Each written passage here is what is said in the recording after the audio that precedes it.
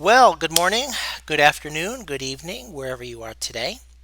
In this video, I'm going to talk to you about question number 2 in the 1.3 homework. Notice it has a star, and that star means that the difficulty level is just a little bit above what they're used to or what they've been introduced to in the lesson.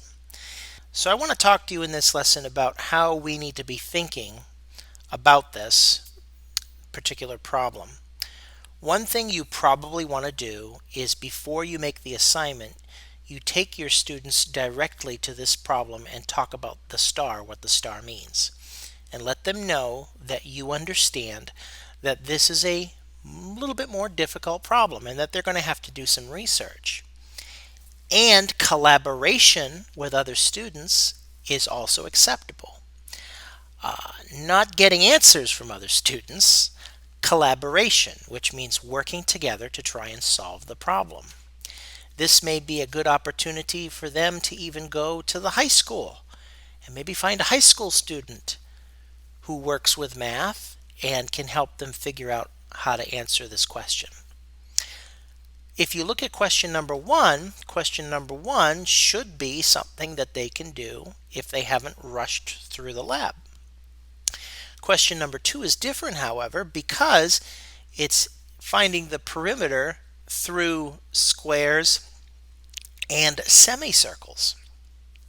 In the next video, I'm going to show you a couple of ways that you can derive the solution to this problem, you the teacher, and I want you to be thinking about how you can guide your students so that they can discover the solution for themselves. And so that they have that moment of discovery. It wasn't just handed to them. They figured it out for themselves. And so, you know what? If they don't solve this problem right away, but it takes them a while, and then they finally figure out how to solve this problem, that's still a success. So when you're grading this particular worksheet, you probably want to take into account question number 2. Question number 2 is the one that's a little bit higher than what they're probably used to. This question was given for 2 reasons. Number 1, it was given for the student to help them have something that's a little bit more difficult to work with, to challenge them, to get them thinking, to get them working on research skills. But it's also given for you, the teacher.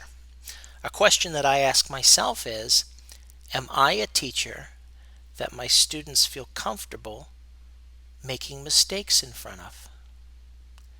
Am I a teacher that my students feel comfortable coming to and saying, I worked real hard on this and I tried this and I don't know if this succeeds or not? And if it didn't succeed, are they comfortable with me discussing with them about why that strategy didn't succeed? What we want to develop in them is an attitude, a spirit of, you know what, that didn't work. Let's try something else. Let's not give up. In other words, we want to help them develop perseverance. And that is the reason why question 2 exists. And these kinds of questions will pop up throughout the text throughout the year. And I want you to be aware of them. Feel free to discuss them with your students before you even assign them. Let them know that you're on their side, that you're not trying to trip them up, but that you want them to be able to challenge themselves. So in the next video, we're going to talk about what some possible solution strategies are. This is for you, the teacher, not the student. Okay? So I hope this was helpful in getting you thinking about question number 2. God bless you, wherever you are today.